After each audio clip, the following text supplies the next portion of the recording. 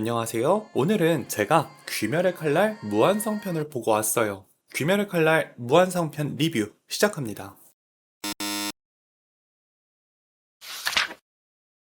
귀멸의 칼날 무한성편 애니메이션 극장판 2기에 그 전에 나왔던 1기, 2기, 3기, 무한열차 등등 이걸 다 보고 가야 하느냐 라는 의문을 가지시는 분들도 상당히 많이 계시더라고요. 무한성편 같은 경우에는 귀멸의 칼날의 세계관 자체에 대해서 아예 모르고 가도 연출만으로도 즐겁게 볼 수 있다고 생각해요. 물론 약간의 배경 지식이 있다면 조금 더 즐겁게 보실 수 있겠죠. 그래서 간단하게 소개드리자면 귀멸의 칼날은 일본의 옛날의 배경이다. 온이라는 인간을 먹는 괴물과 사람들의 처절한 싸움이다. 등장인물들 중에서 무자는 최종 보스, 상현은 나쁜 놈들 중에 센 애들, 주는 귀살대들 중에서 가장 강력한 사람들, 탄지로는 주인공. 이 정도만 배경 지식을 가지고 가시면 보시는데 불편함 없이 정말 즐겁게 보실 수 있다고 생각해요. 게임에서 가장 중요한 요소 중 하나인 이지 투 런, 하드 투 마스터, 귀멸의 칼날 또한 이지 투 와치 라고 생각이 들던 부분이 바로 회상씬. 누구에게는 조금 지루할 수도 있다 라고 생각이 들었지만 이 회상씬 덕에 아무런 배경 지식이 없는 사람이 봐도 아 이런 배경을 가지고 있었구나 하고 이 캐릭터들에게 몰입할 수 있던 장치라고 생각이 들더라고요. 영화관 이야기도 조금 해보자면 저는 메가박스 돌비관에서 시청했는데 4DX관, 아이맥스관 등등 여러 영화관 후기들을 쭉 살펴보니 대부분 모두 만족하시는 분위기여서 본인이 사운드나 영화 관람시에 있어서 취향에 맞춰서 가면 될 것 같다 하고 이야기 드려요. 저는 아주 만족스럽게 보고 나왔습니다. 귀멸의 칼날에서 모든 캐릭터들이 공통적으로 가지는 신념 혹은 이 애니가 추구하는 신념이 무엇일까 하고 생각해보면 지키는 마음이 모두의 공통된 신념이라고 느꼈어요. 무한열차편부터 시작된 지키는 마음이라는 공통된 신념이 렌고쿠는 무한열차편에서 열차의 승객을 본인의 후배들을 지켜냈고 이 렌고쿠의 마음을 탄지로가 계승했죠. 아이러니하게 이 지키고자 하는 마음을 아카자 또한 가지고 있었기에 우리가 아카자에게도 귀살대원들을 바라보는 따뜻한 시선을 가질 수 있지 않을까 하고 생각이 들더라고요. 무한열차를 보고 난 직후 우리의 렌고쿠를 죽이고 도망가는 아카자를 보며 진짜 세상에서 가장 쓰레기 같은 놈이네 하고 미워하고 증오했는데 아카자의 과거를 우리가 한번 본 후에 아카자 또한 본인의 소중한 것들을 지키기 위해서 저런 스토리가 있었구나 하고 그동안 아카자가 우리의 렌고쿠를 죽인 것을 모조리 잊어버리고 아카자라는 캐릭터가 안타깝게 보이기 시작한 거죠. 저는 개인적으로 인간이라는 생명체가 환경이라는 요소에 80%에서 90% 이상 굉장히 많은 영향을 받는다 하고 생각하는데 내가 아카자의 상황이라면 나도 그와 똑같이 행동했을 것 같다 하고 느끼기도 했고요. 여러분들은 아카자와 같은 상황이라면 어떤 선택을 하셨을지 궁금해지네요. 여러분들은 무한성편을 보시고 가장 가슴이 저릿하다고 느꼈던 순간이 언제신가요? 저는 이 무한성편을 보면서 와 이거 엄청 슬프다 라는 감정보다 동정심에 가까운 감정이 느껴졌던 에피소드는 상현 2의 도우마와 충주 시노부와의 대결 에피소드였어요. 시노부의 언니인 코초우 카나에를 늘 그리워하며 카나에의 하오리를 늘 입고 다니는 시노부가 카나에를 죽인 혈귀를 직접 마주하고 그 마주하는 과정까지도 카나에도 시노부가 아무리 노력해도 도우마를 이길 수 없다는 것과 도우마와 조우하면 반드시 죽는다는 걸 알지만 그럼에도 불구하고 시노부의 의지를 존중하고 시노부의 마음을 헤아려 도우마에 관한 정보를 넘기고 죽죠. 도우마를 죽이기 위해서 너무나도 가녀린 몸으로 비틀고 비틀어서 독이라는 것을 배우고 조합하고 이 과정에서 본인만의 기술도 연마하지만 결국 도우마에게 죽고 나서 흡수당하는 것까지 이 과정을 보여주는 연출 정말 엄청나다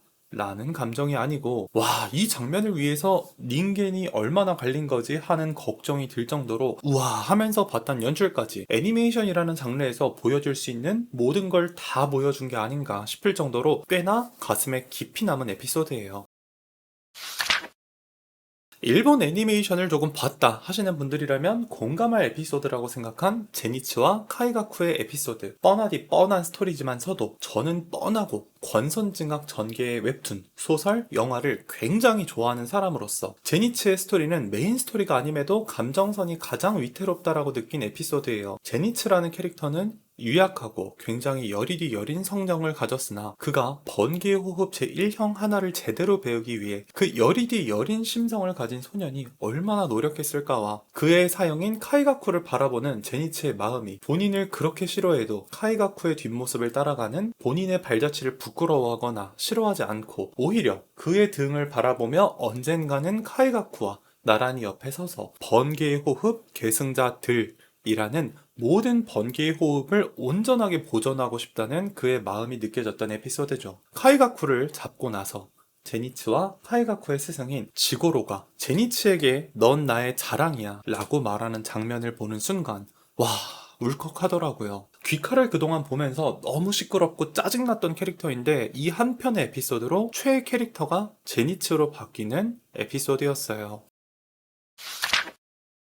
귀칼 무한성편을 보면서 눈이 안 즐거울 때가 있었나 생각해보면 사실 뭐 그냥 도입부부터 눈 내리는 그 장면부터 이미 와, 이게 애니메? 하고 시작했지만 그럼에도 불구하고 무한성편에서 최고의 연출은 어디야? 하고 묻는다면 10중 8구 기유와 아카자의 전투를 꼽을 것이라고 생각해요. 그만큼 엄청난 연출, 화려한 액션, 탄지로와 기유의 합동물의 호흡부터 기유의 반전 발현 후 간지 터지는 순간들까지도 정말 엄청나더라고요. 연출에 관해서 깔 수 있는 사람이 있을까 싶을 정도예요. 그냥 눈이 즐겁고 싶다. 그럼 예매하시는 거죠. 애니메이션이라는 장르에 닌겐을 갈아 넣는다면 어떤 결과물이 나올까 궁금하신 분들도 예매하시는 거고요. 야, 이거 작업한 사람들 컴퓨터는 안 터졌나? 궁금하시면 예매해서 보시는 겁니다. 정말 괜찮은 애니메이션 극장판이라고 생각하는 무한성이지만 그럼에도 불구하고 아쉬운 부분은 반드시 있기 마련이죠. 개인적으로는 만화에는 있었는데 왜 여기에는 빠졌을까 하고 의문이 들었던 장면이에요. 개인적으로 정말 많이 기대했던 부분이기도 한데요. 원작을 살펴보면 아카자와의 전투 중 정신을 잃은 탄지로를 반드시 지켜야 한다고 외치는 기유. 이 장면에서 원작에서는 기유가 누나 츠타코와 사비토를 회상하고 기유가 늘 걸치고 다니는 하오리의 주인이 누구인가를 보여주며 아카자의 마음을 지켜주지 못한 것에 대한 후회, 이 장면이 없는 게 정말 너무너무 아쉽더라고요. 하지만 이 영상을 만들면서 다시 생각해보면 아카자라는 캐릭터에 대한 집중도 혹은 애정도를 조금 더 올리고 싶었나 하는 생각도 들고요. 사실 뭐 그냥 아쉬웠다는 거지. 아카자 회상신에서 아카자에게 고백하는 코유키를 볼 때는 그냥 모든 걸 잊어버린 것 같기도 해요. 아니 근데 입맛도 너무 비싸지면 힘들고 집도 넓은 곳에서 살다 보면 좁은 곳에서 못 살고 이런 엄청난 연출의 애니를 보고 난 후에 앞으로 무슨 애니를 봐야 할까 하는 아쉬움이 가장 크게 생긴 것 같기도 해요. 귀멸의 칼날 무한성편 다들 즐겁게 보셨나요? 저는 보기 전에 엄청나게 기대를 많이 해서 그런가 앞으로의 인연을 기다릴 자신이 조금 많이 없기도 해요. 만약 아직 시청 안 하신 분들이 계신다면 안 보신 뇌 구매하고 싶습니다. 댓글 남겨주세요. 저는 어머니하고 보고 왔는데 40, 50대 분들도 충분히 즐겁게 시청하실 수 있는 애니다 하고 마지막 정보를 남기며 오늘은 여기까지 봐주셔서 너무 감사합니다. 다음에 또 만나요.